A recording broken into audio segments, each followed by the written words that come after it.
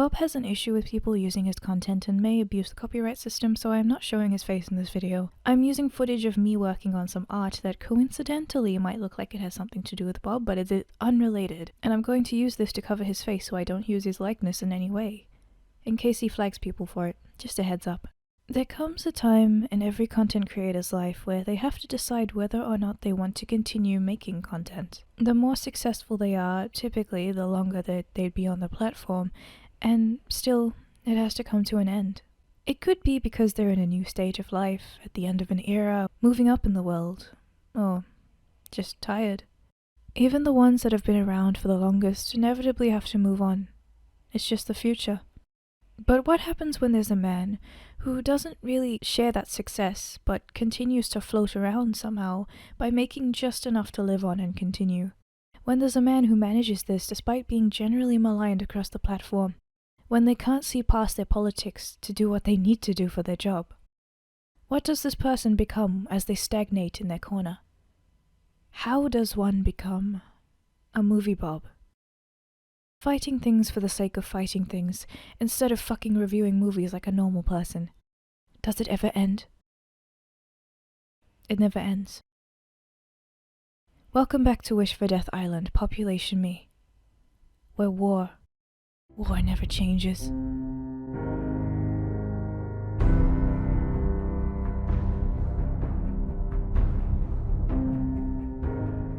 I just wanted to reiterate that Bob is known for having things taken down when he sees his likeness, so please save a copy and mirror this if it goes down. Thanks, love you. I also wanted to mention Twitter is dumb, so I'm sorry I didn't see this sooner, but I really love this and wanted to show appreciation for it because it's amazing. Okay, onward. It's difficult to really unpack the entity that is Movie Bob. The main issue with him that I will delve into as we go is the way that he words things. The way that he moves between topics is incredibly messy and way too quick.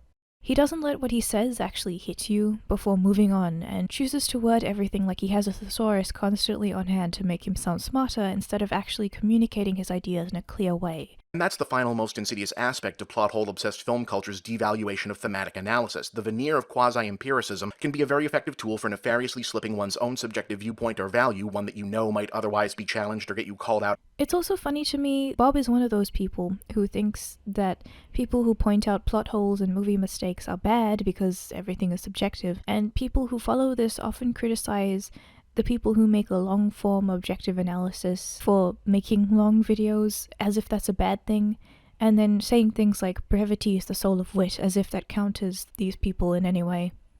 As if people like Mauler are the ones making this terrible mistake of long-form content without substance, yet you have people like Movie Bob who managed to make a 10-minute video on Joker that doesn't explain why the movie's bad and spends 4 minutes on a tangent about Michael Moore and Columbine. When he gets to the movie, he brings up the plot sequences in incorrect order and then skips a bunch where it explains what's happening to make it sound like it didn't explain anything. Then he states that people who find meaning in this film are incorrect because the film has a lack of substance, yet he believes that art is subjective. So how is he making the definitive statement that this is a bad film when we're all wrong? When we surely can't be if it's subjective. Is this brevity? Is this the soul of wit? Because yes, it's a shorter video, but he speaks so damn fast, and so it's so confusing that I have to slow it down to understand him, and it takes way longer to view this because of how muddled it is. It would actually be quicker to watch a video that is longer from a creator who words everything very clearly for me to take in. It seems like almost, so just hear me out here. It's more like the length of your video isn't really important, it's how you say things and whether or not people can follow you and whether or not you back it up. It's almost like the content of your video matters more than the length. But hey, smart one-liners are better than looking at the context and content, right? Because it's a shorter way to respond. Since Bob seems to be focused on dismissing his critics as bigoted white men who don't deserve freedom of speech because he, Cinema Roberto, has been granted the holy mission of defending the poor women and people of color of this world, and cannot waste time defending himself against the shitty white men who dislike him, I'd like to say that as a woman of color, you can't use that excuse against me, Bob. So you're going to have to do something else. Maybe even address what I'm saying, since I'm apparently part of the group that you claim to defend. But I'm getting ahead of myself. Let me give you a quick history lesson on Bob. Something's happening, don't speak too soon. I told the boss off and made my move, got nowhere to go. Bob Chipman is a reviewer and a journalist. He mostly talks about movies, but he used to talk about video games quite a lot once upon a time. He's worked for sites like The Escapist, then Screw Attack, then something called Birth Movies Death, which is a terrible fucking name, then Screw Attack again, then Geek.com, and even clickbait extraordinaire Screen Rant. And finally, you can find him at The Escapist once again, as well as his own channel and his website. Once he left Screw Attack, there was a rumor that he left because he was trying to enforce his own views onto his co-workers, and that didn't really work out well. However, it's a bit tricky to really make a big statement about that or find stuff about that, because he doesn't say that himself. He doesn't tell anyone why he left. Whenever someone asks him, he ignores them. So everyone kind of speculates, and I'm not sure where the rumor came from. A lot of the stuff with Bob where it sounds like something that Bob would do, but I don't want to just act like that's what he did, because determining where exactly the rumor started is a bit hard. Also, Lord knows how these review sites deal with his bouncing around between all of them, but at least he has the determination to keep going, I guess. So Bob's channel started around 13 years ago. Every channel has those usual random little clips that aren't really important, but we can also see that he started reviewing games and movies around this time as well. Despite this channel starting around that time, he could have possibly been doing this for longer on other blogs and websites. We can see a lot of the earliest content involve something called the Game Overthinker. This is one of his biggest series, and he was uploading them from where they originally were on Screw Attack's website to his channel. He uses this channel as more of an archive for his videos on other sites, because he seems to use this channel as more of an archive for his other videos from other sites, rather than to just upload his content straight there, because he re-uploads the content quite a lot, and I have to wonder when he actually exclusively uploads, because I don't really see a lot of those happening. Even now that he's working at The Escapist again, he's just been re-uploading more old videos from their site onto his channel of his other series called The Big Picture. He's been doing that for quite a while, a couple months. It's just kind of strange how he operates this channel. On the Escapist channel, he's been making movie reviews, with the notable thing being the series called Escape to the Movies. Now I'm just going to go ahead and be blunt with this. For everything but the Zero reviews, the views are abysmal. No one is watching this. No one wants this. No one likes Bob. People put aside their differences to hate Bob. Even on his own channel, the views are somehow even worse. So, what the fuck, right? How did Bob manage this as a creator? Why is it this way? As you can see, the views on these older videos from the Screw Attack site are actually pretty good for the most part. The Game Overthinker also has some pretty positive reception overall in the comments and with that ratio. It's a stark contrast to the very low engagement and general negativity surrounding Bob nowadays. So something must be different. If you look at any of current day Bob's social media, you'll find loads of comments about white people and why they need to have their right to vote taken away if they disagree with him, and how he doesn't support freedom of speech unless it's for people that he views as superior to others to keep it pure. And will say a movie is good because of the feminist agenda like Ghostbusters 2016, but says that a movie that doesn't have political leanings is not actually about anything, and then he is dishonest about what actually happened in the movie because he wants to push his biases instead of actually looking at the movie on its own. Current Bob has taken down people's videos like Chris Ray Gun's video and snipes at their appearances from behind a block wall instead of talking it out. This is because if it finds its way to Chipman himself, I would not be surprised if it ends up getting taken down. A similar video made by Chris Ray Gun was allegedly reported by Bob Chipman himself for criticizing him a few years ago, even though Bob now regularly tweets at him from behind a block. I've seen claims that this was actually not done by Bob Chipman himself, but I don't know what this is based on, and if it was done by one of his fans, functionally, it's all the same in my eyes. Furthermore, a couple of other videos like a dramatic reading of his book, a video by Lord Cat, and other videos mocking him are now all gone with no explanation. Past Bob, let's say the two wouldn't like each other. Da da da da da da da da da da da da da da da da da.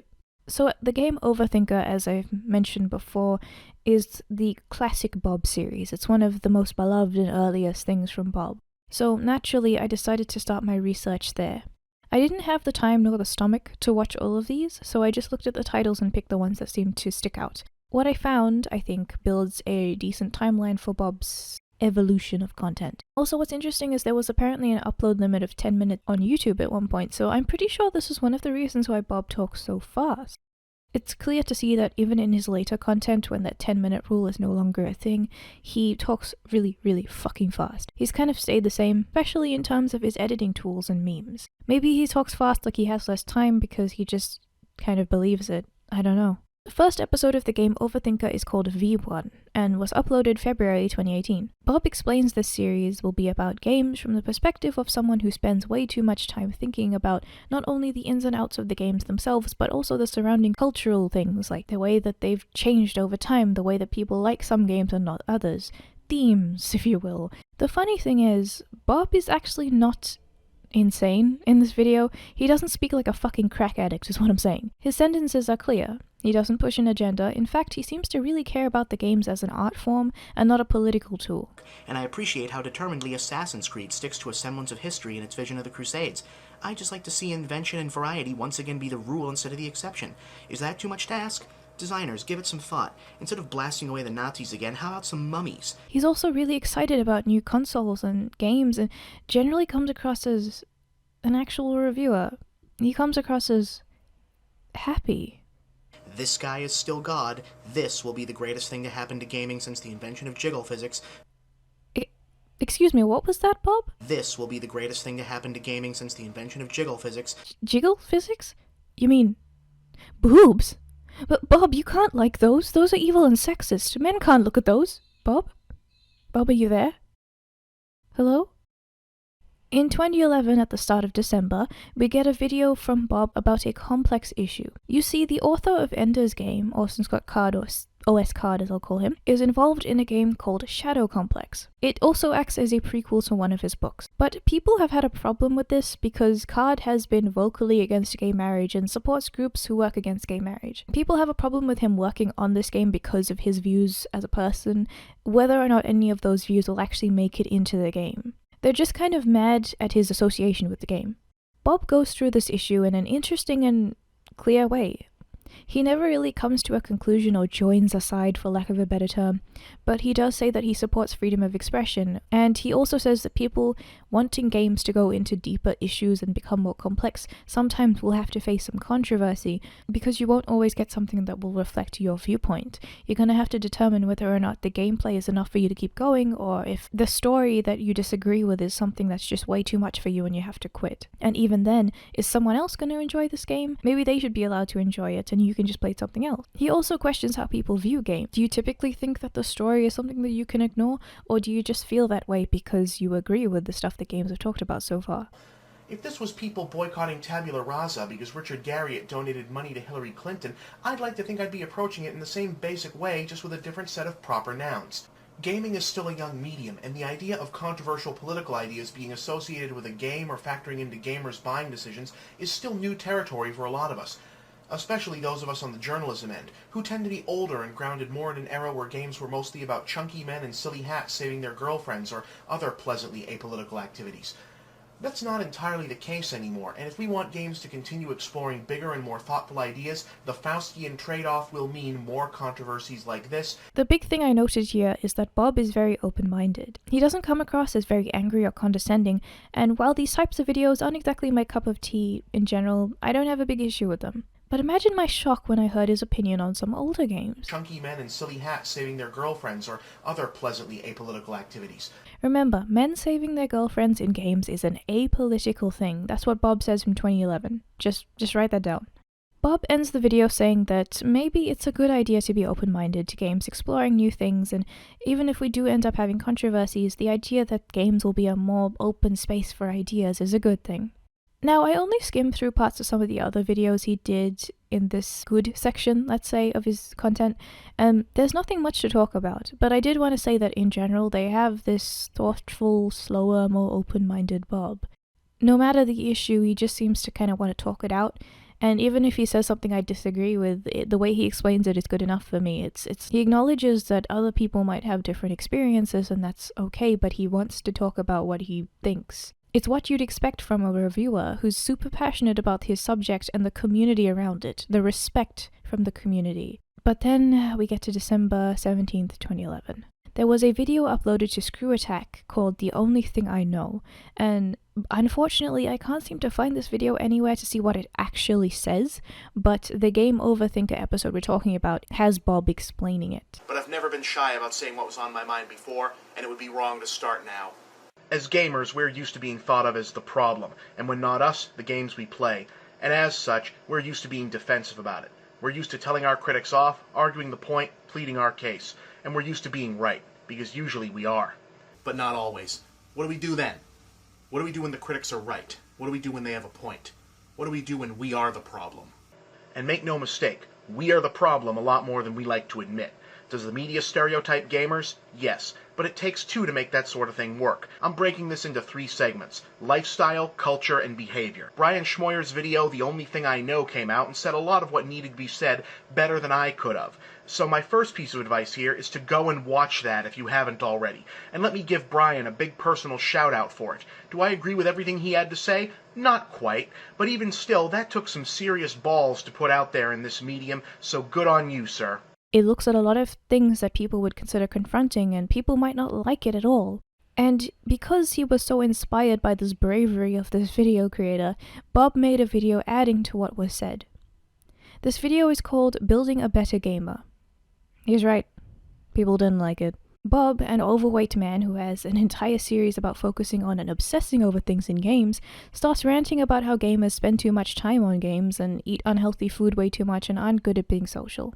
Now, saying those things isn't necessarily untrue, because I make that joke about myself all the time. I'm a fucking socially inept dork who's slowly dying from too much Nutella. It doesn't mean I'm being malicious, I'm just self-deprecating, right? But the issue that we're getting into now is not necessarily what Bob means to say or comes across as saying. It's what Bob says when he words these things. It's just the way that he says them.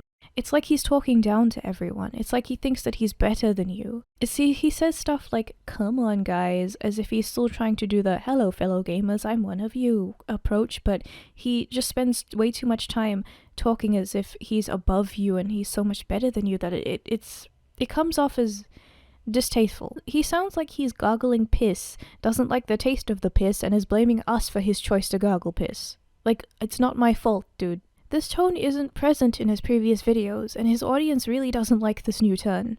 He comes across as lecturing people on their bad habits from his high place above them, and he makes a self-aware joke. It doesn't fix that. It doesn't change the fact that this is fucking garbage. What the fuck is wrong with us?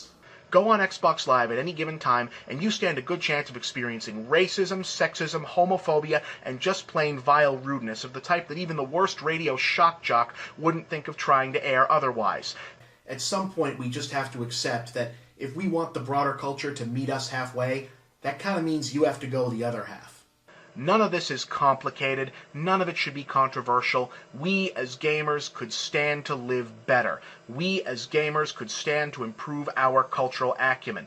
We as gamers need to treat the world around us with the same respect we want the world to treat us. Except that Atkinson guy in Australia. Fuck that guy. There, that wasn't so bad, was it? Why are you spending so much time telling gamers to not eat so much cheese either?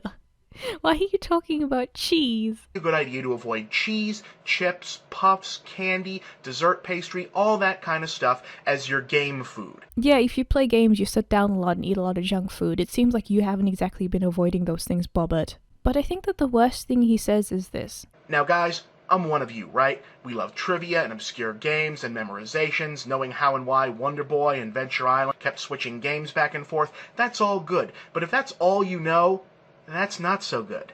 Speaking only for myself as a member of the gamer community, I guess, there's nothing that sucks as much as sitting down and getting into a good conversation with a gamer who seems really sharp and knows everything about some obscure substrata of gaming, and then you mention something from the broader pop culture or some current event, and, you know, that's something that everyone should know, and then they look at you and go, huh?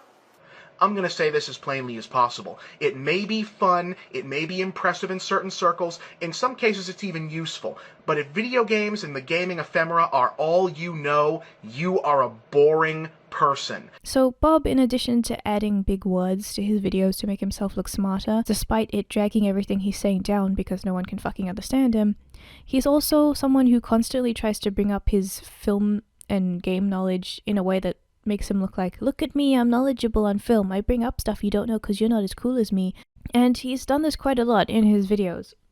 Even if he doesn't have a reason to bring this stuff up, he'll still try and bring it up anyway to make him look more impressive. A thing that I'll get to in more detail later is in his Joker review, he keeps bringing up King of Comedy and Taxi Driver. He never brings up any reasons for why Joker just straight up copied these films. I mean, it didn't, but he seems to think that it did. But he keeps trying to bring them up and talk about them in this really flowery way, as if it's like, look at me, I'm a film critic. And it's just a surprise when he's telling people to make sure that they're up to date on mainstream shit, because we're boring people if we talk about shit that we're interested in that they might not have heard. I've met a lot of people that I'm really good friends with who just started out talking about video games, and then we gradually talked about other stuff, but it's like, just let people enjoy themselves, Bob. This is the point where his videos start going downhill.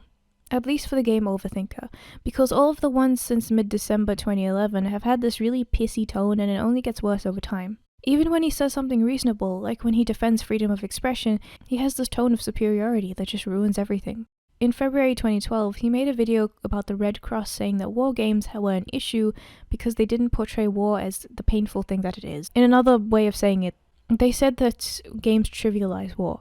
Bob tries to approach this in the same way that he did with his Orson Scott Card video, looking at both sides, but he has this weird condescending section here. So obviously, gamers, a community famous for their rationality and ability to respond to criticism in an appropriate and thoughtful way, would elect to engage the Red Cross with the maturity and dignity such a storied would-be opponent is obliged. Right? Light your torches and go!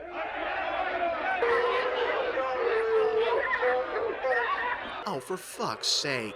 Guys, gee, we just talked about this, come on.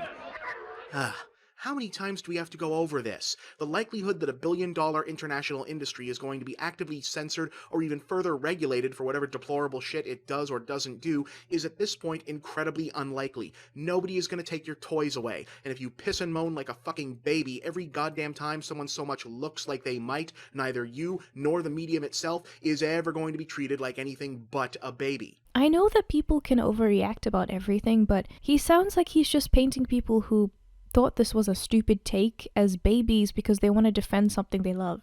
It's just dismissive, especially since people have always been coming after games with their various agendas, going, it causes violence, it's demonic, it's whatever. You'd think it's understandable that people start to get a bit defensive over time, especially since that's still happening. People are still saying they're sexist or whatever else, and there's no evidence for this. In fact, there's evidence for the contrary. It's not doing those things, but people still bring it up like this. I mean, you'd reckon Bob, someone who's talking about these things for his career, would understand the frustration, especially when he put so much pride into being a part of this community, but I guess he's not anymore. On December 31st, 2012, we run into another problem. Bob decided that he was going to start padding his content with skits that take way too long and don't have a reason for being there. It's fine to have inside jokes and memes in your content, but Bob is making a fucking extended universe for all these shitty characters. Again, this could kind of work if you just put the skits at the end of the video so that people who were following them could just watch the full video, and people who didn't could dip out towards the end. But his is... He's just overboard. He starts out with a skit, then has a minute of content, then has more skits, then has another minute of content, then has skits again. The end of the video is just a massive skit as well. The video is supposed to be a thing about how Nintendo made an ad called I'm Not a Gamer, and it's just like a poorly communicated thing about how people can be into gaming and other things, like it's okay to be a casual gamer. I don't disagree with that, but it comes across as a bit strange because it comes across as a bit insulting, and I'm not entirely sure what they're trying to say other than that. It's okay to be into games, but also be into other things. Let's just say it's about that. Bob basically explains what I just brought up, and he explains that it was poorly communicated, and there's nothing wrong with what he says per se, but I do want to highlight that he says he's been having trouble associating with the label of gamer for a while now. You know what the problem with this is? It's acting like gamer is some kind of dirty word. The subtext of this ad campaign is Nintendo. Nintendo, for fuck's sake! Telling people, hey, look at those gamer people. Aren't they awful? Don't worry, you can buy our products and not be one of them. I know, right? This ad is acting like gaming culture, and even the word gaming itself has become associated with some kind of vile archetype that no human in their right mind would want to be associated with. This is...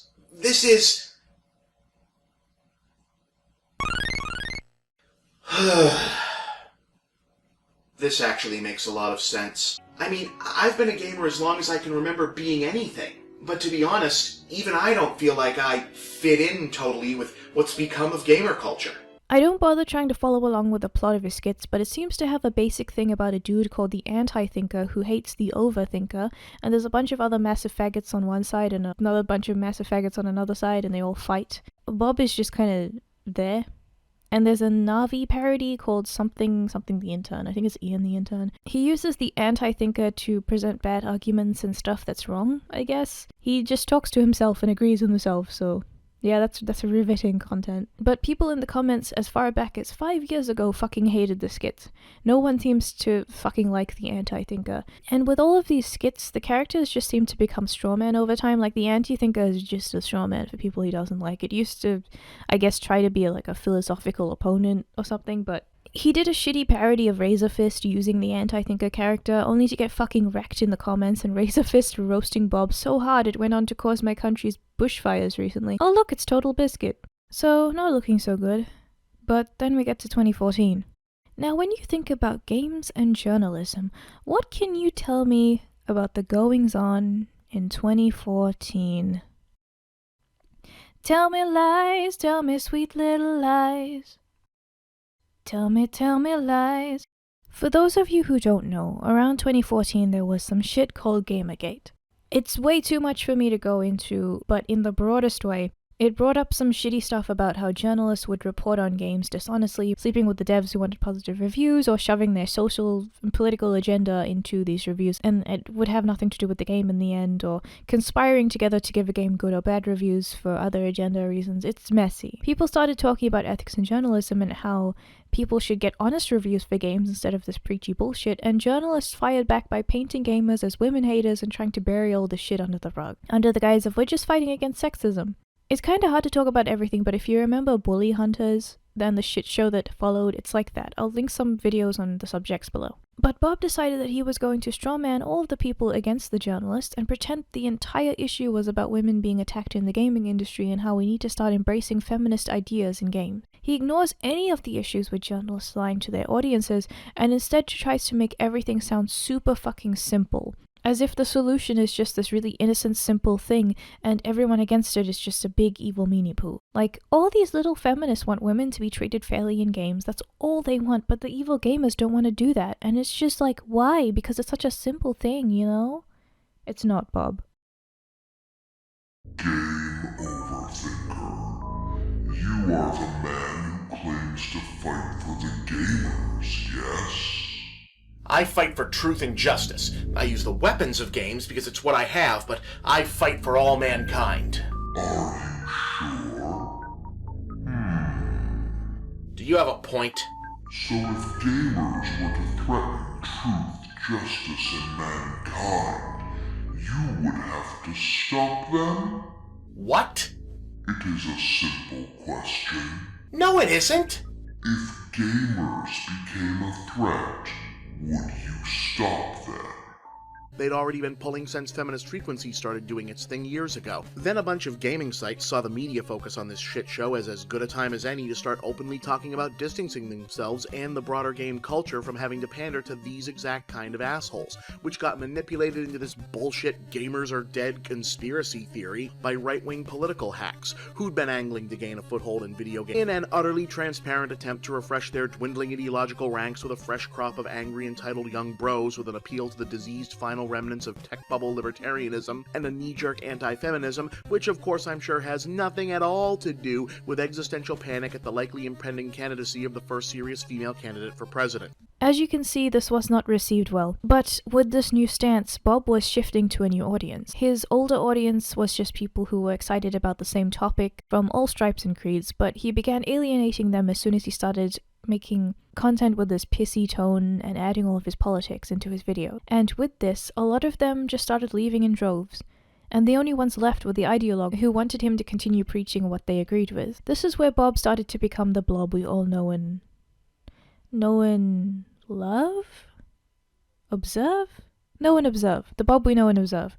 He followed this with a couple videos saying more of the same shit, Anita Sarkeesian is just a woman trying to fix games, and any self-censorship game devs do isn't because of the backlash from people who call them sexist. It's just devs choosing to revise their ideas and make smarter, better content. Journalism malpractice, never heard of her. In those of us who were really into video games as a whole, you wouldn't really hear us say gamers all that much. You might hear us say video game fan or player or something more like that. Not from anywhere. Nothing for them to actually fight. And so they've turned your secondhand rifles on feminism, on minority voices, on independent developers, on socially conscious game journalists, innocent people who've committed no crime save for trying to elevate this medium and the discussion, all of which might have been averted had you and yours not chosen to also stop building after you'd stopped fighting. And yes, I understand the idea that having widespread criticism of certain tropes and design choices may lead some designers changing their minds about what they should and shouldn't put in a given game. Guys, that's not self-censorship. Self-censorship is if you don't want to change something, but you do because you're trying to stay out of trouble.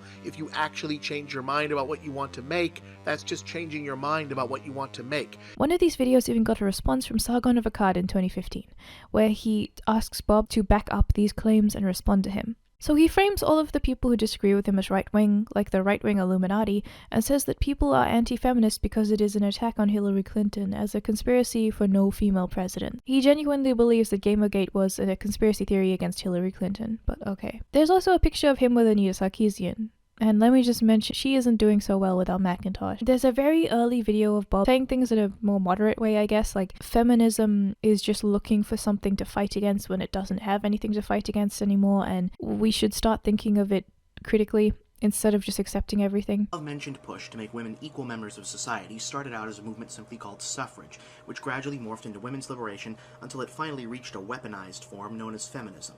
There's always a danger inherent, you see, whenever a movement for social change goes from, calculated, methodical advocacy to fighting, because fighting carries with it a visceral element that can either be intensely useful, but also hard to turn off. Kind of like, say, after the big bads, the movement had to go nuclear to take out in the first place, get vanquished, and then you're left with nothing to do. Thus, in the same way that Dr. King's noble struggle against genuine evil of racism tragically morphed into the trivial, opportunistic race baiting of Al Sharpton, the modern feminist movement is still spoiling for a fight, but now has no more dragons to slay. This does come across as old Bob, and it's just sad how he forgot himself. And even in this old video, he still says that some of these tropes are bad and, all that kind of thing, and he starts leaning into the Anita Sarkeesian stuff, but by and large, he's way more understanding for both sides. And he was definitely more of the old Bob. But he did try to present his argument as the I'm just a gamer as well kind of perspective instead of preaching. In one of his Gamergate videos, he talks about the term gamer again, and says that he hasn't associated with it in a while, but he just says he's a video game fan. He also made a game overthinker about gamer identity where he talks to a silhouette of himself about how Gamergate made games about something other than games, as if the gamers were the ones who started attacking people out of nowhere. And then he says that the gaming industry has always been divisive about things like console wars, and the Gamergate thing is just one of those things. Like, he completely ignores all of the issues. He thinks that gamers have nothing more to fight, so they turn their fight on feminism. So the opposite of what he said before. And he acts like sites like Kotaku never did anything wrong. He even mocks people who seem to care about this. Certain gaming sites such as Kotaku and Polygon stand to update their code of ethics to something more resembling the SPJ. No. He doesn't think that games journalism is going bad and says it's just growing and falling into more types of criticism like how critics normally do. Kind of like what he was trying to say before in that first video that we talked about, but he seems to think that those two things are the same. Like, games talking about bigger issues is the same as people shoving their politics into games that clearly aren't trying to do that. He seems to lump politics in with criticism as if politics must be included in everything, and then he follows up with it doesn't even matter because it's just video games and video games are toys. As far as ethics standards go, guys, it's video games, not a fucking CDC bulletin or the nuclear launch codes. As we've talked about before, video games are toys. So he just follows it up like it doesn't even matter. He denies Anita Sarkeesian's arguments are different from Jack Thompson's because feminism, and because Anita just makes videos that people disagree with, and just ignores the comparisons that are made. He thinks that people are saying that her and Jack Thompson deliver their arguments in the same way, when people are comparing the arguments that Anita Sarkeesian and Jack Thompson make. the arguments themselves, not necessarily the way that they're coming across. And Bob seems to ignore that because it's easier to just point out that they're different people. Tyler Bastille asks, how are Anita Sarkeesian and Jack Thompson's arguments any different? One was a notorious right-wing political operative for years before gamers had ever heard of him, and only got into the realm of media censorship as part of an early effort to silence supporters of his political opponents, and whose overall goal was not public advocacy but launching actual lawsuits against the games industry while simultaneously pushing for new laws that, if successful, would have led to games being literally censored in the only way that's meaningful in a free market, i.e. by force of government. And the other one made some videos espousing an opinion that some gamers disagreed with. He also downplays what Anita believes and tells everyone to do better, and that game criticism is just shallow without politics included. He also says that Jack made us so angry that we denied any good arguments against video games because of Jack. He seems to think that Anita has something interesting to say. As far as I know, Bob never actually responded to Sargon, but probably sniped at him on Twitter before blocking him, just like Chris Reagan, who I mentioned before. Chris did a response on the same topic, and Chris's was more just riffing on him with comedy. Chris talks about how the entire video from Bob is just a thing about a giant gorilla taking over and destroying gaming, and Bob has to stop it, and then Bob has a conversation with himself involving philosophy to be able to beat the gorilla. It's really fucking weird. Chris is just justifiably confused.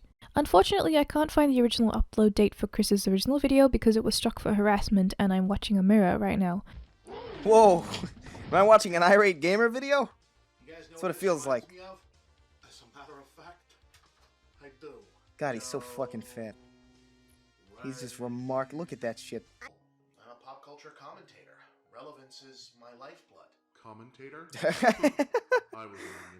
No, not for you. You're not relevant, movie Bob.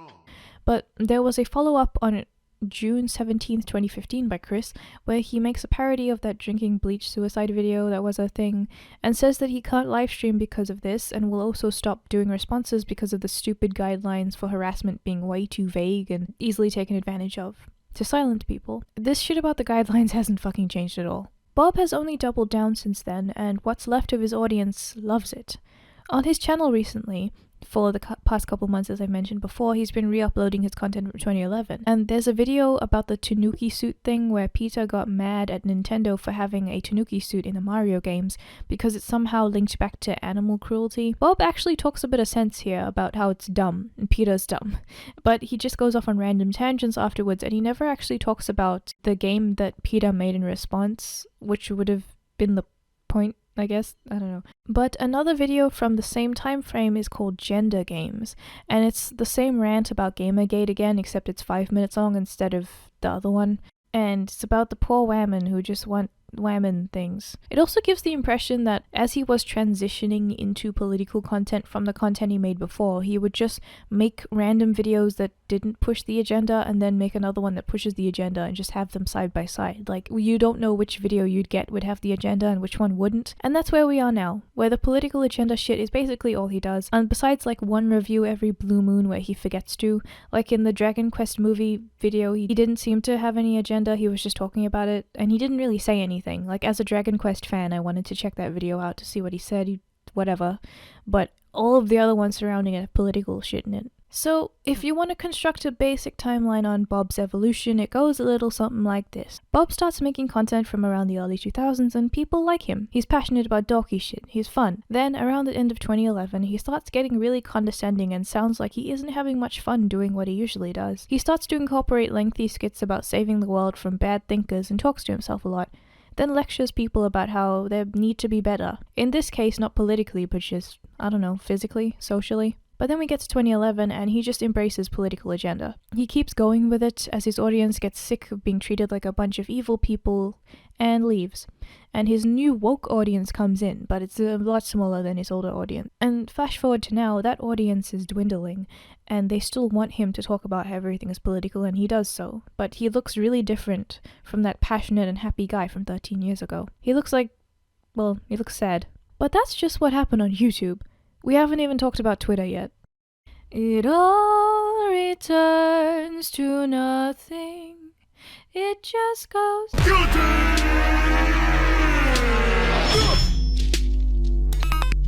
From looking at what Bob has said about sexism and racism in his videos, you'd think he'd just be your typical SJW type who thinks that white people are to blame for everything and want everything to reflect their politics. We've heard all this before, haven't we? But with Bob, it goes so much deeper than that. Bob thinks that he is not only intellectually superior, but thinks that stupid people should be treated as evil. He thinks that people who disagree with him should be considered subhuman or different species, so that he doesn't have to consider himself among them. He thinks that people who don't vote the same way that he does shouldn't be allowed to control the world for the greater good, and everyone who doesn't like it should be abandoned to their fate. There was a point in his first video where he brought up Ayn Rand and her ideas being critiqued in BioShock. Pursue their aims entirely for their own profit and self-edification without the moral, legal, or social constraints that might have held them back on the surface. Of course, by the time we get there, the place has devolved into a state of dystopian apocalypse, and while the game clearly has a certain affection for Ryan's idealism, it's equally clear about depicting his philosophy as being both too easily abused by criminal elements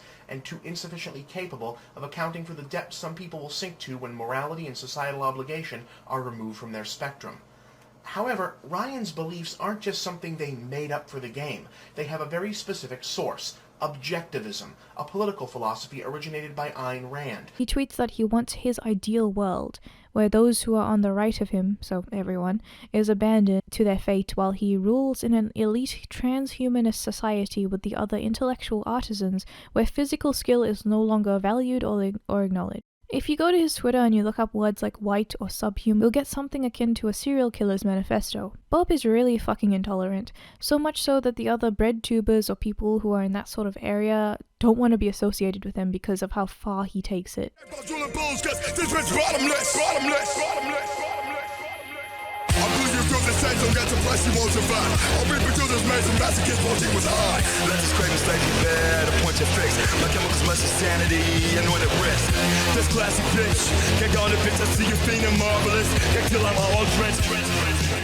Let's take a look at some of those takes. I know some people think these tweets might be jokes, but he's just been doing them for so long that I don't know anymore. It's either he's crazy or it's some sort of long con that I just don't understand. I don't understand what the endgame is. So there's this one point where he threatened a teenager with law enforcement getting involved because the teenager made fun of someone from Kotaku, and he has said before that unauthorized use of his likeness is bad and he could take everything down because of that. So when you talk about moral good, Bob believes that you should just win and worry about the moral stuff later, because winning because you're the good guys is better than having principles. He doesn't even really believe in morality, and I'm not talking about whether or not it's subjective or objective, I'm just talking about in general. He just doesn't fucking care. He doesn't believe in it. He doesn't believe it's a thing that we should support. He also thinks that about truth as well. I guess whatever Bob wants, as long as Bob is the one who comes out on top, he doesn't fucking care. And he is more than happy to talk about it. And the thing is, when he talks about bad tactics and bad targets,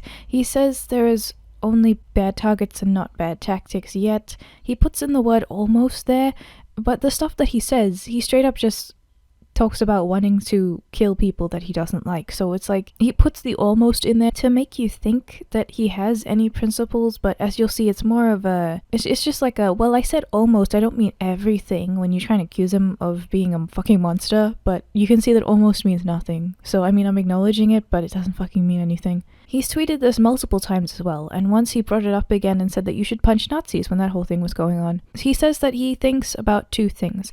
The first one being, does this get us to a better world? And the second one being, is it morally good? And it has to be in that order. So he really doesn't give a shit. And he supports doxing because he said to a female Gamergate supporter who got doxed that if you lie down with dogs, you get fleas. I wonder why Bob doesn't really have many friends on the platform. Is it because he'll turn on them at a moment's notice so they don't want to trust him because he's a fucking psycho? He is against almost everyone because he believes himself to be superior. He's in his own bubble. There is no left and right to Bob. He might use the terms left and right and Republican and liberal, but at the end of the day, there's just Bob and not Bob. As you can see, he hates Republicans, conservatives, libertarians, masculine people, white people, anyone to the right of him, Bernie supporters, fit people, traditional people, working class, anyone who plays games like first-person shooters, masculinity once again. And as I said before, he thinks that someone who has one of these traits will have all of these traits, and they must be eradicated. He calls these groups subhumans, terrorists, says that they're evil, says that they're stupid, says that they shouldn't have any rights to do this or that. It's insanity. He calls them a sickness that needs to be cured and a cancer on the world, and oh my god. They deserve bad lives and bad childhoods. kids. He enjoys people suffering if he thinks that they're a bad person, and he thinks that they should suffer and encourages it. Being stupid is the same as being evil. Voting for the wrong person means you should be punished somehow. I don't know exactly how, but it's probably terrible. If you do a single thing against him, whether you know it or not, there is no second chance. You are dead. Evolutionary dead ends and subhumans should be called a different class by a different name so they aren't included in the moniker of the human race or counted as being from the same realm even. He started calling people submental instead of subhuman because people freaked out because he's a fucking psychopath.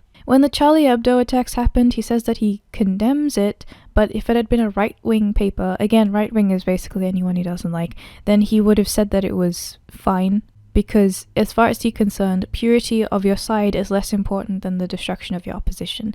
I want to kind of bring up a lot of anti-SJW channels when that whole thing was at its peak, where people were saying that they were on the left and they didn't like how the left was going, and I'd say I'd include me in that. He uses an example of WikiLeaks and says that WikiLeaks is not biased because they release everything, and this is bad because you should try and make everyone, well, basically lie about your side and say that your side's fucking perfect even though it's not, because people don't need to know until the other party is eliminated. I assume by eliminated he just means everyone just fucking fucks off, they're not counted, they don't have rights anymore. As soon as that happens and you have no choice but to vote for Bob's party, then he'd probably tell you that stuff. So transparency is not something that he likes. As much as he talks about truth and blah blah blah, and he's just terrible. He also praised Hillary for her ability to purge the party of bad.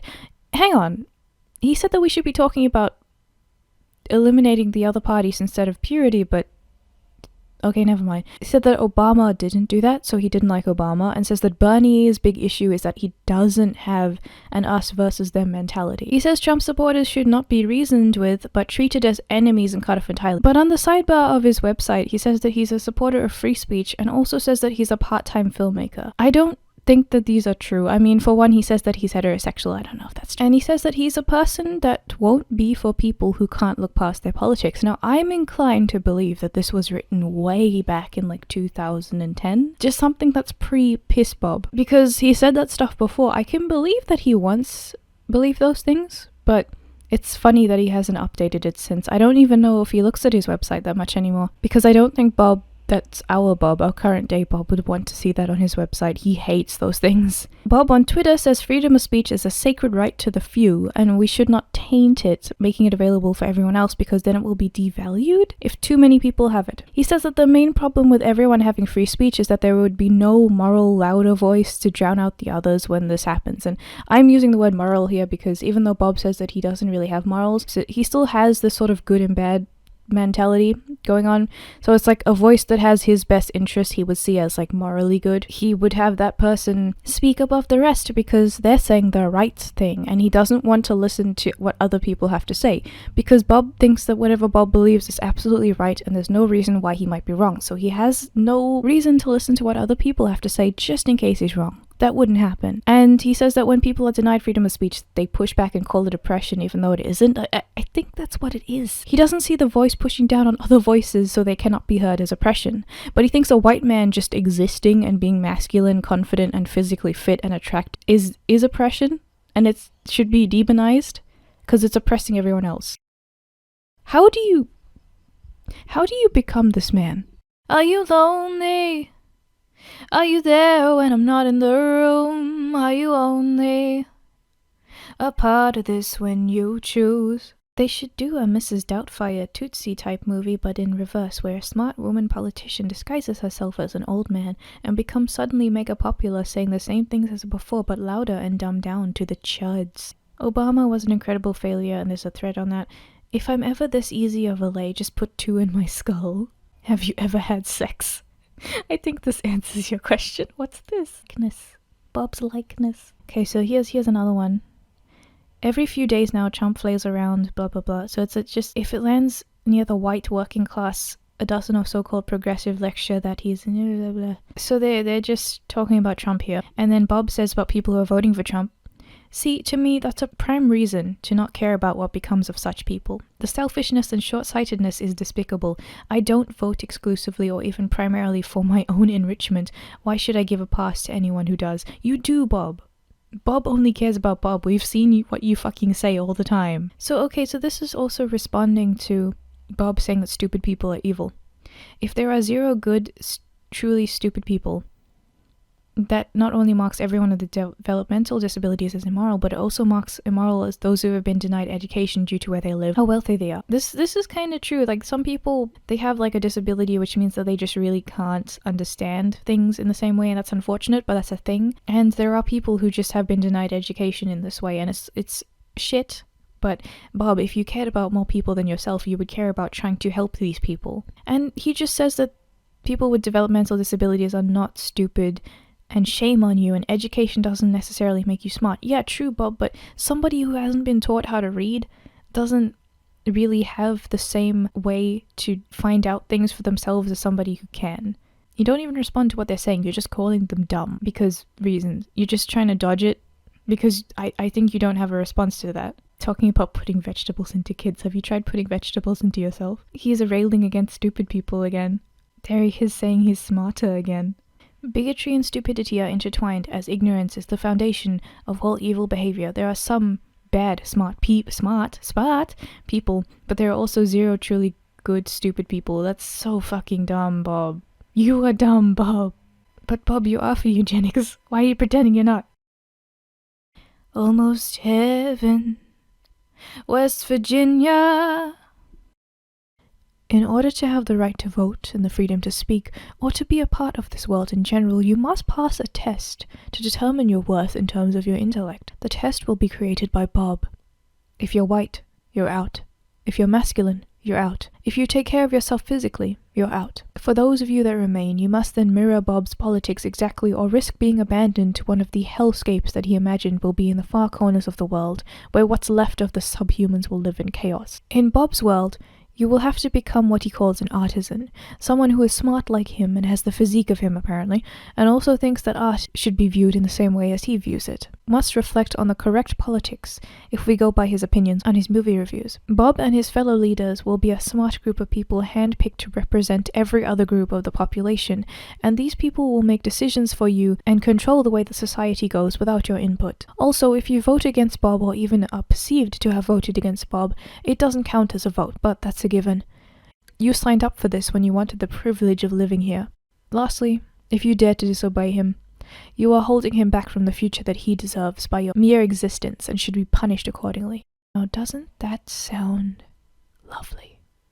What's your politics? What's your religion? Wow, for somebody called Movie Bob, we sure had to go through a lot to get to the fucking movies, didn't we? Well, I have a few videos of Bob's to show you, because I want to go through how he reviews movies and the crazy fucking lens that he views everything with. Let's start with plot hole surfers. So a fellow by the name of Patrick Willems made this video called You're Wrong About Plot Holes. Says that people who are looking for plot holes are making movies worse, because I guess if you point out inconsistencies in movies you watch, you're just a nitpicking weirdo who doesn't understand how to enjoy things. This guy thinks that movies can't be judged objectively by using clips and story beats and dialogue and actions as proof for your arguments about whether or not this movie is good or conveys its idea well. To Patrick, it's all subjective. It's all based on your feelings. So it was a surprise to everyone when he says that you're watching movies wrong. And all those plot holes people complain about? Oh god, black and white. Close up black and white. They don't matter. Hey man, it's a style. Leave him alone. They don't actually matter. So, what is a plot hole? His hairline's gone back even more than mine.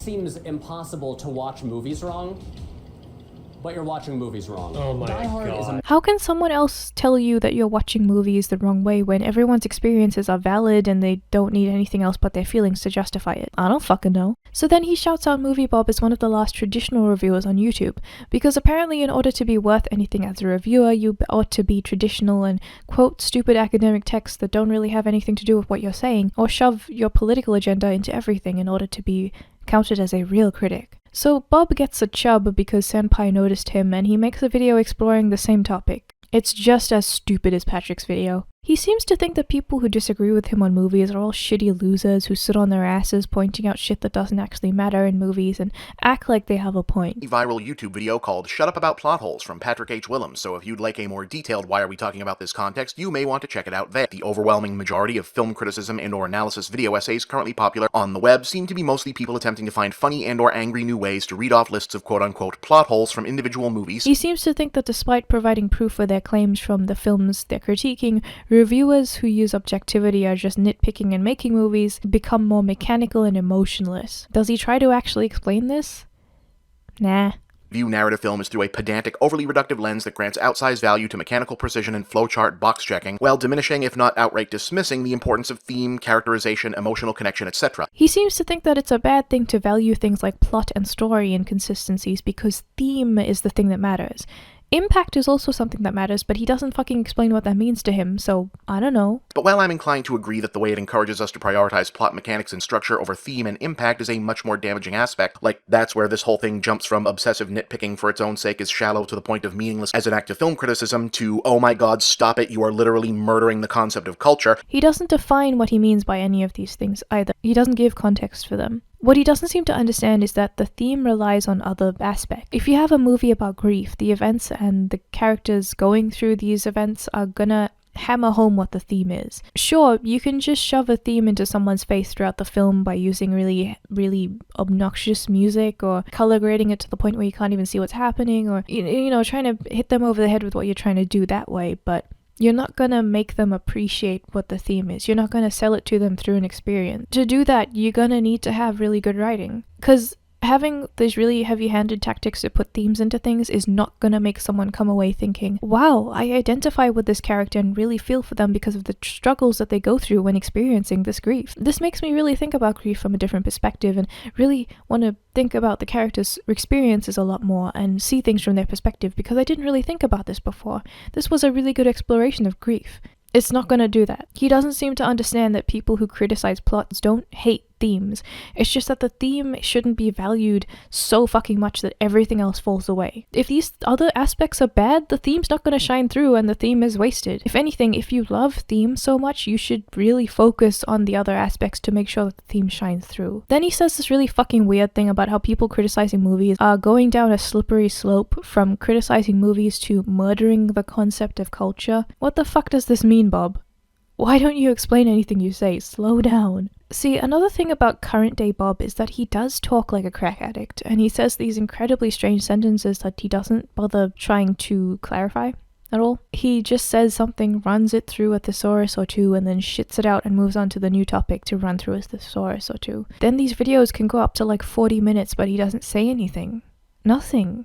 He doesn't say what he means, and then he'll go off on people who need a longer time frame or longer run time to say what they mean because they actually care about how they communicate themselves to their audience. If you need a longer time to clarify what you mean, that's not a bad thing. Part of me thinks that he speaks so fast in his shorter videos because he knows that people barely understand what he says, so when we finally figure out an interpretation or like some sort of meaning, he will just deny that that's what he meant and not like define what he actually meant. He'll just say, well, you're too dumb to understand what I'm saying, so he can dodge criticism. I don't know, something like that. He also says that people use plot holes as an excuse to treat their feelings as fact, or something like that, I think. I feel like an under-discussed aspect is also how the otherwise neutrally malnutritious fact of plot hole recitation masquerading as substantive critique gets weaponized to make the subjective opinion sound like objective fact. As if people have an agenda to hate the movie for no reason and then just say things to make it look like their opinions are the only valid ones. But he doesn't really understand that someone could feel irritated that the movie is bad, right? And then use proof from the movie, like inconsistencies and whatnot,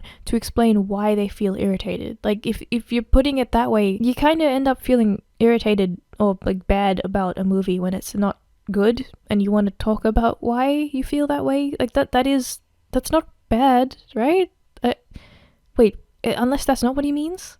Is that what he means? What do you mean? And remember, Bob acts like some people pretend their feelings are the correct ones by using nitpicking from the movie to justify it, right? That's what this is. Just remember it for when we get to the Joker review.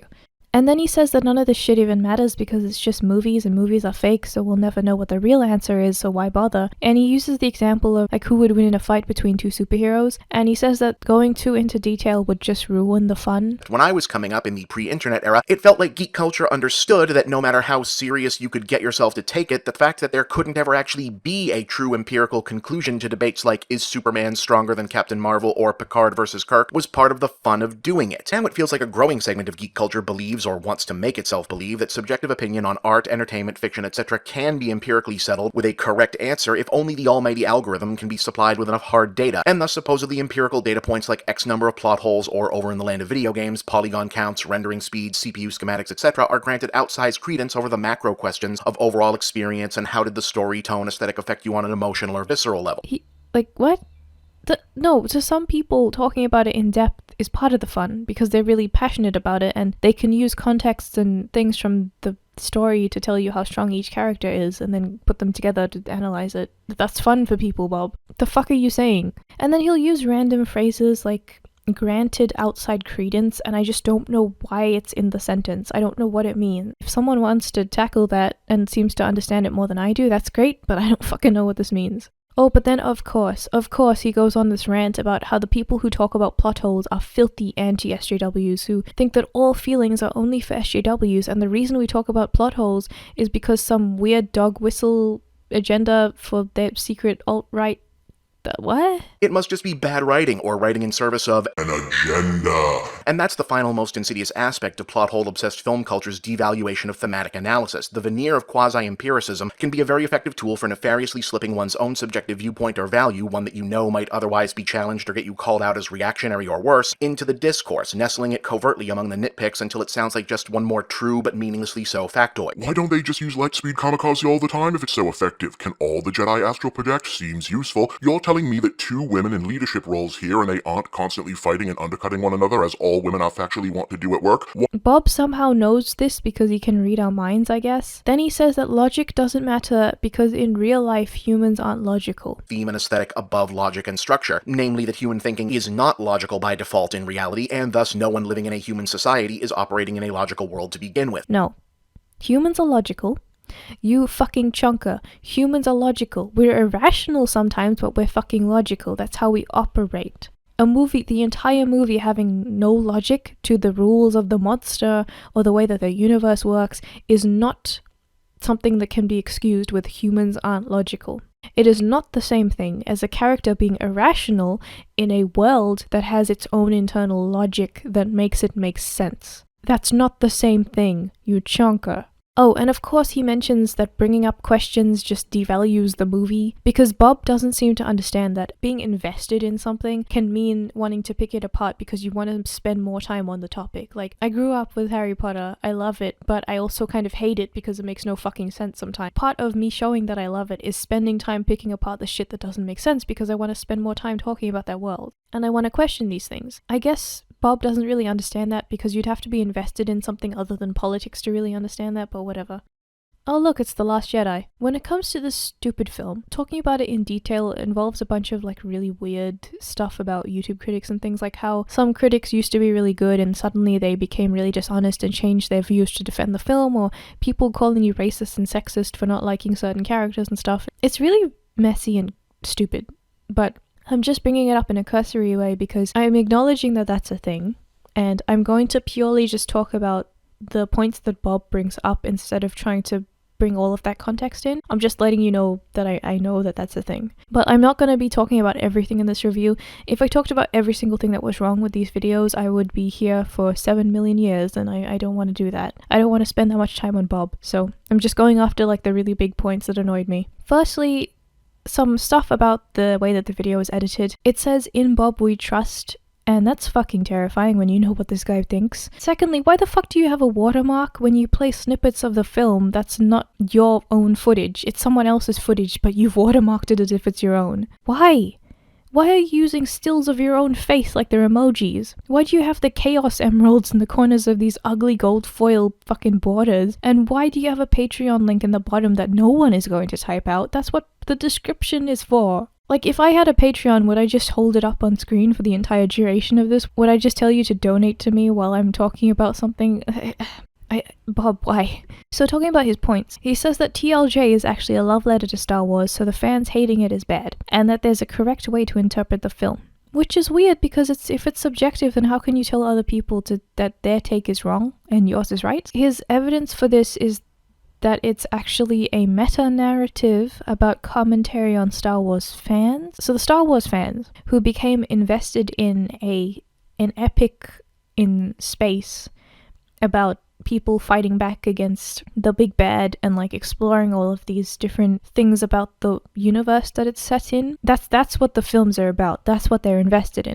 So they should be happy when a film that masquerades itself as another Star Wars film about those things just decides that it's going to be a shitty art film about fandoms. In fact, I'd argue that the entire Rey and Luke story is really nothing less than a very deliberate, earnest, and sincere love letter to the idea of fandom and Star Wars fans in particular. They should be happy that this film parades around the corpses of the things that they used to love and uses it for its own agenda, I guess. I'm the one who's wrong because I don't like it. But even then, even if that was the intention of Ruin Johnson, to make a meta-narrative about fandoms, Bob tries to use plot points and scenes from the film to justify his point, and he gets them wrong. Even if that's what the people who made the film wanted you to think, Bob is still not right because he's getting the things about the film wrong. He's getting the events in the film wrong. He's getting the characters wrong.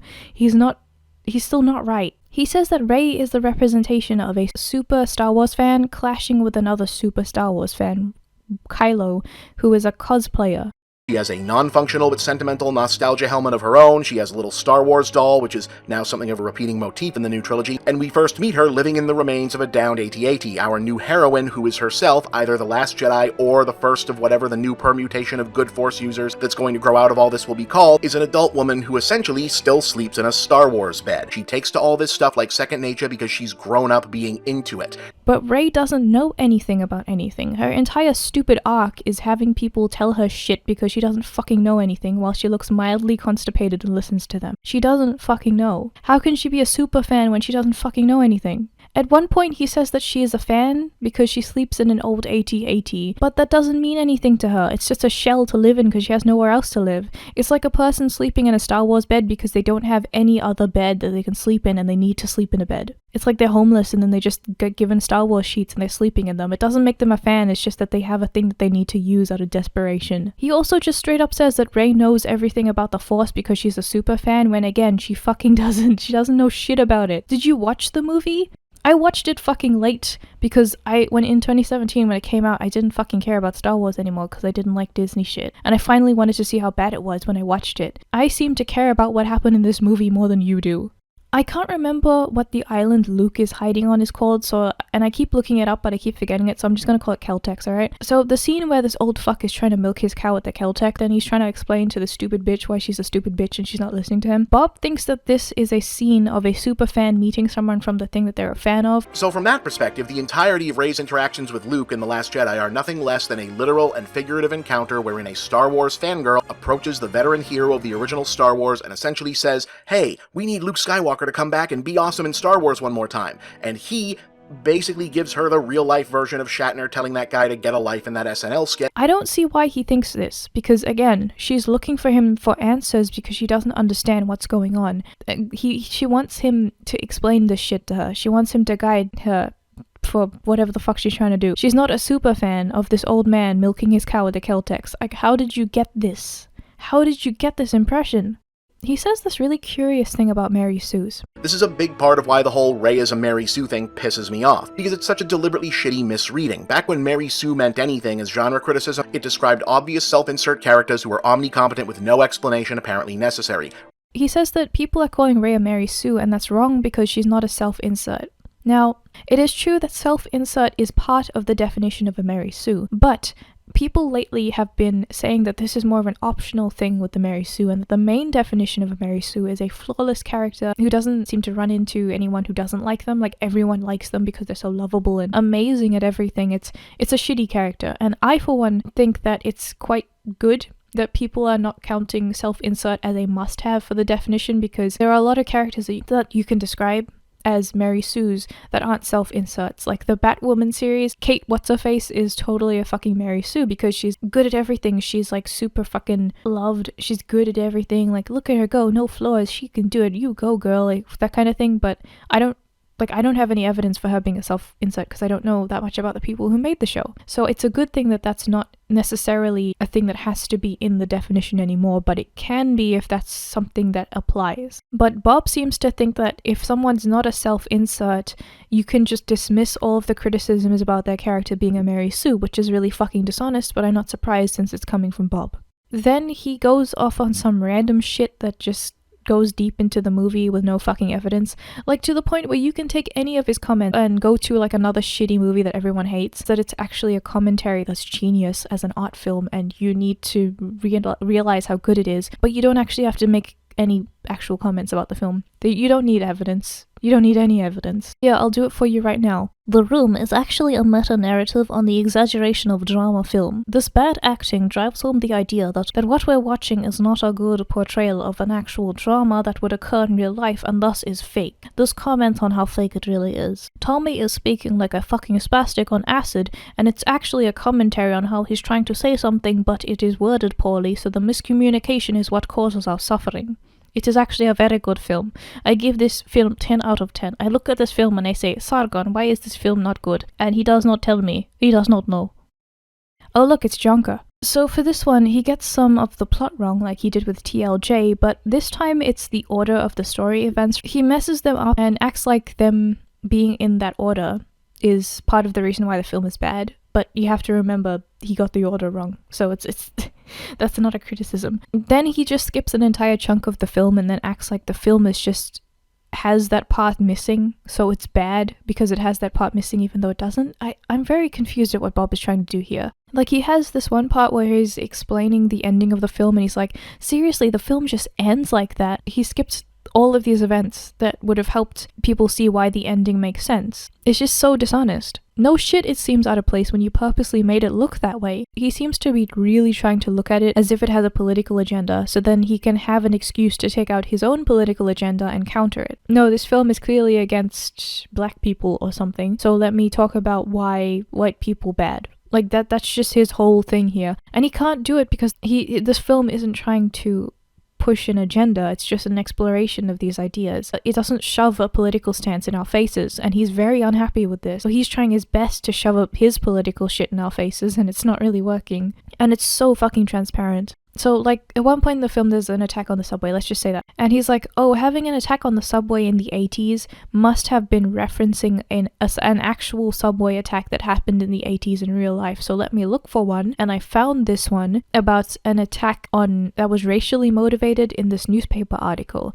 So this is what the movie must be referring to. And he goes on about that as if that's a point. Like, you do realize that being attacked on public transport is a thing that can happen in real life. You can find people that have bad intentions on subways and trains and buses, and especially if you're traveling at night and if those people are inebriated, it could get even worse. That's a thing that can happen. Just because a movie has an event doesn't mean that the event has to be linked to a real life event. Why do you think that it has to reference that?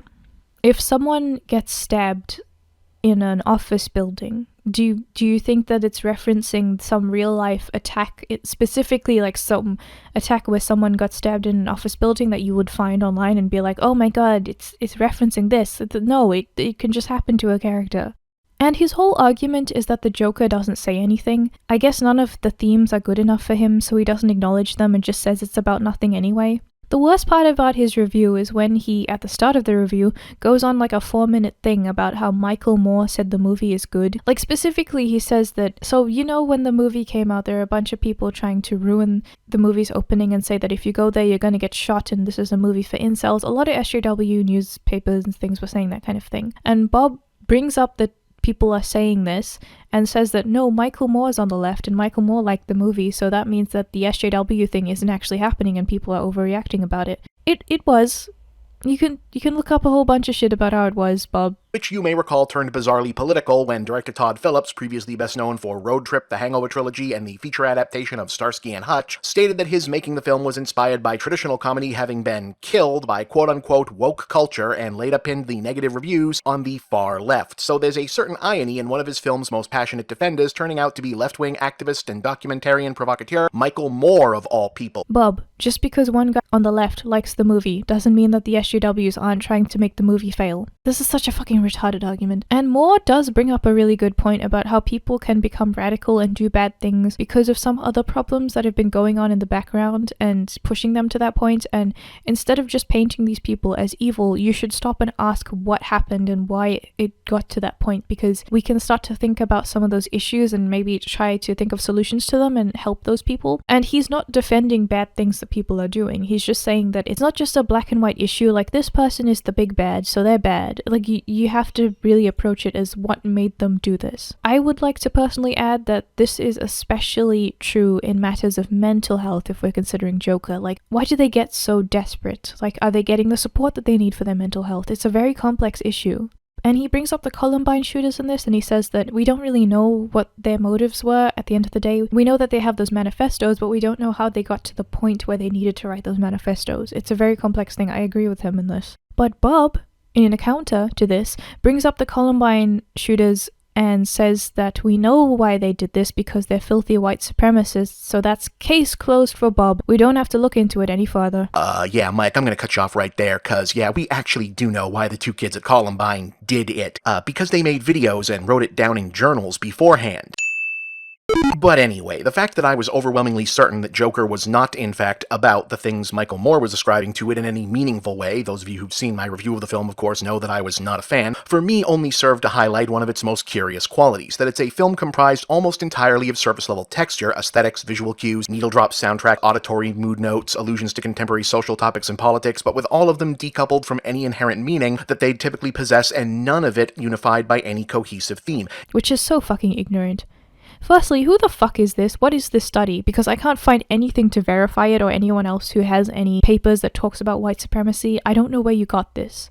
They both have very different ideologies and issues. We don't know why they came together to start shooting people. We don't know why that happened. We don't know anything else about their lives that they could have just not written down. They could have just kept it a secret. We don't know, and that could change everything. That's the problem. We have to explore it, treat it with care. Maybe we can help others this way. You're a fucking disgrace, Bob. Lastly, he brings up the 80s as a setting and says that there's no reason for it. He acts like it being randomly set in the 80s is bad, as if wanting to set a film or story in a different time because you personally think that that time is very fun and you want to use the aesthetic, as if being creative with the time that you set something in is a bad thing. I guess he hates period pieces.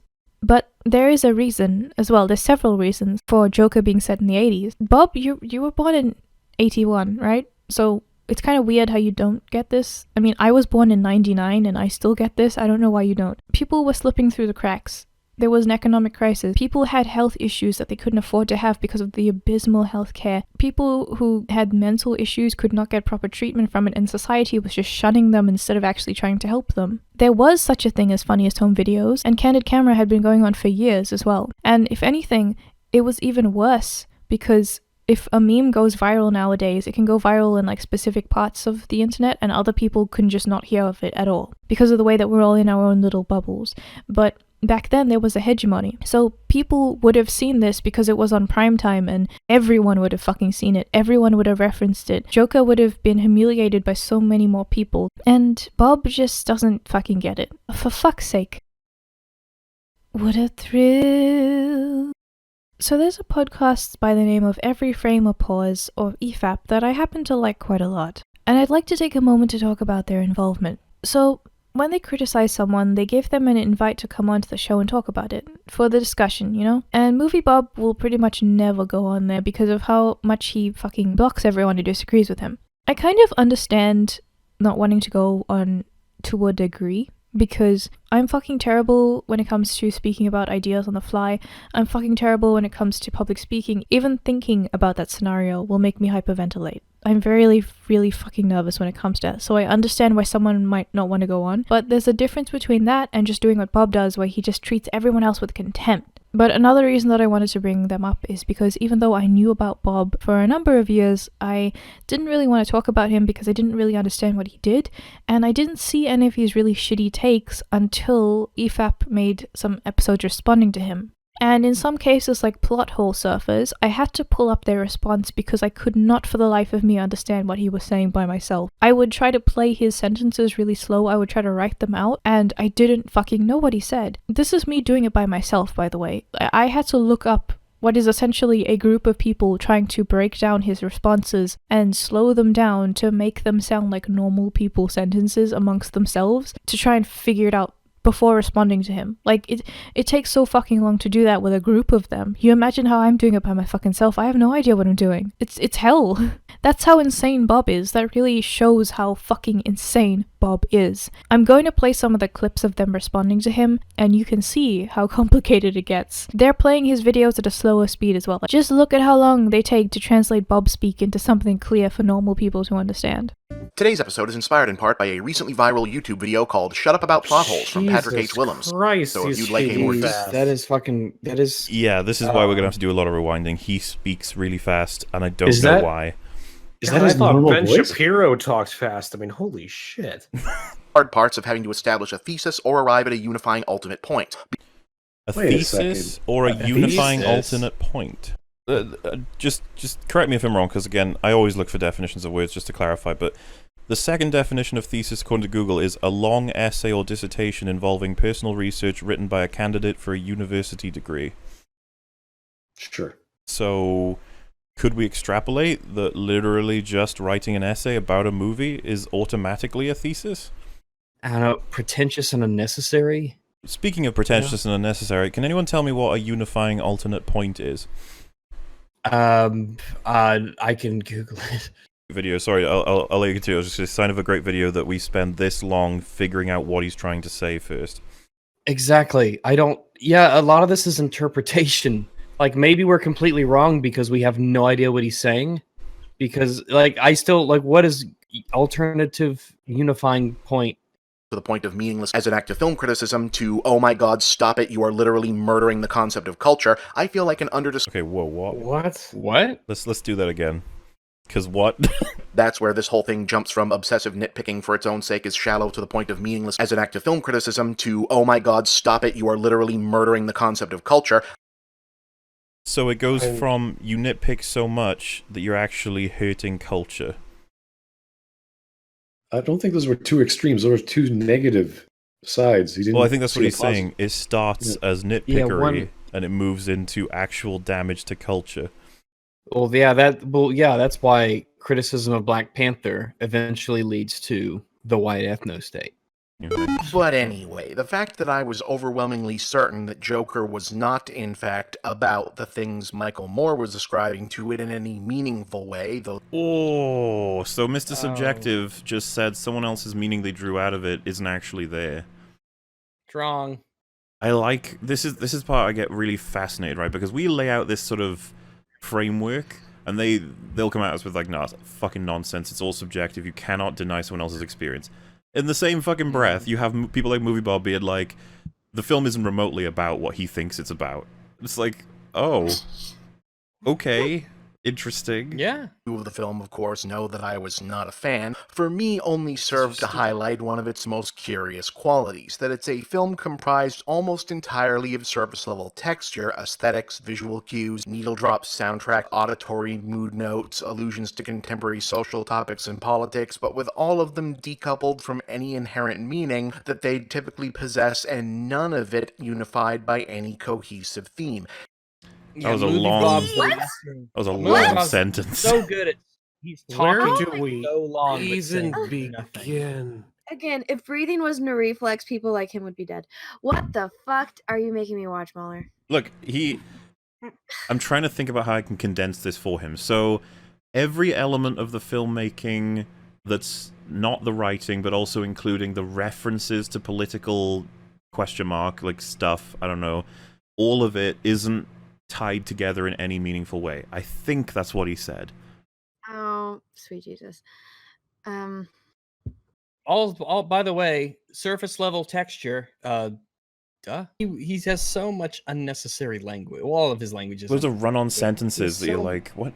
Oh, right. Oh.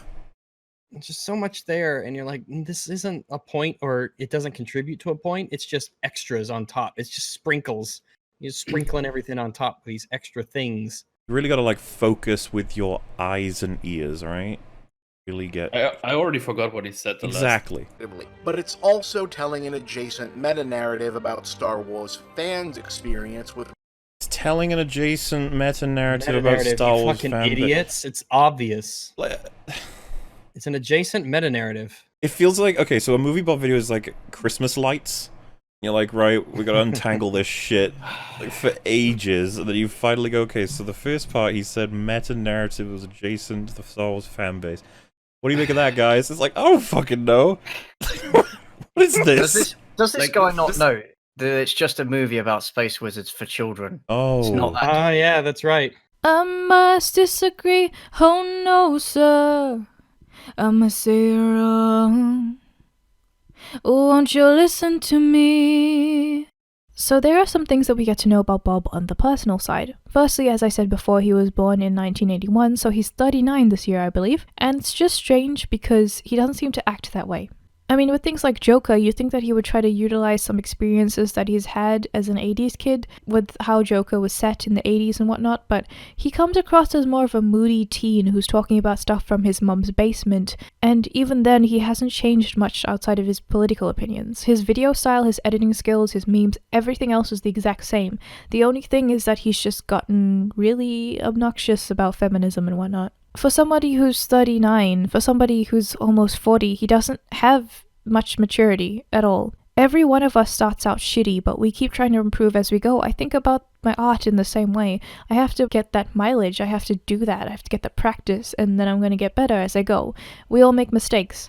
I'm not good at making long scripts. I'm not good at editing these things into chunks. I'm not. But my goal is to just keep going and get better over time. And you can view movies in the same way. When people start out, they probably don't do that well. I wouldn't do well if I was told to direct something. I would do really badly. But if people pointed out what I did badly or judged it honestly, fairly, I would be able to see that and improve.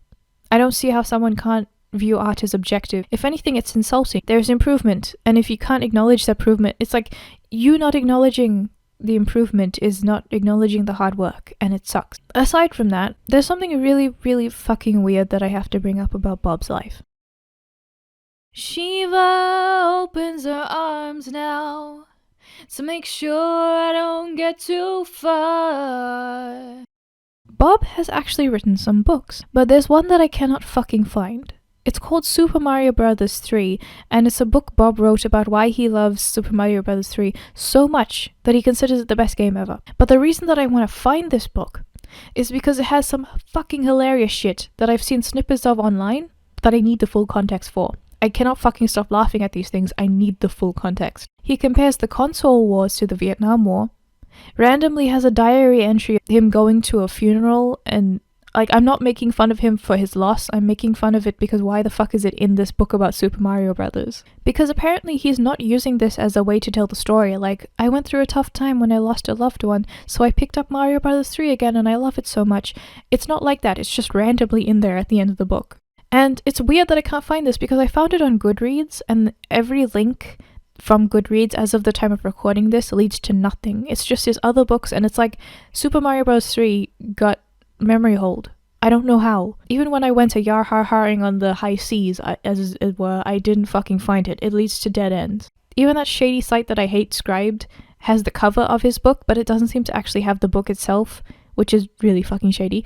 And the only proof that I can find that this book even exists is the Goodreads profile, an Easy Peasy's video where he has some excerpts, and this Quickie forum post that I found. I can't find anything else. I don't know where the fuck it is. It's gone. It's like it wasn't there. If it wasn't for these guys and their snippets of the book, I would have thought that I was in some alternate dimension, like the Mandela effect that people keep talking about. It's gone. But I need it. But really, please tell me if you know where to find this book, because I need to read it. One guy got copyright struck for reading it on YouTube in years ago. I don't know where it's gone. Where is it? This is a mystery of lost media, and I want this book, dude. Damn it, I need Detective Dale Cooper of the FBI to solve this mystery for me. Where is Super Mario Bros. 3 by Bobert Chipman? Where is it? I'm a little like you, more like Son of Sam. With that, my Bobert the Diabito timeline is complete, at least for now. That is how much I can stomach of Bobert. Jesus Christ, I feel like I can never watch a Bob video again, even in an ironic way. This is worse than when I researched Amberlynn Reed. This is heavy shit. I wish I wasn't allergic to alcohol so I could get fucking drunk and forget about this right now. Just think about it, I watched through all of that shit sober. Do you see how much I do for you people? I need to go to bed. Really though, I hope you enjoyed this video and I hope I gave you some interesting facts about our friend Bobert. So I hope you are also staying healthy and happy while we are going through some really panicky times. I know that it can be scary, so please stay safe. And thank you for visiting Wish for Death Island. For your Dolly Polly sleep has flown, don't dare let her tremble alone, for the Witcher, heartless cold, paid in coin of gold. He comes, he'll go, leave naught behind but heartache and woe. Deep, deep woe.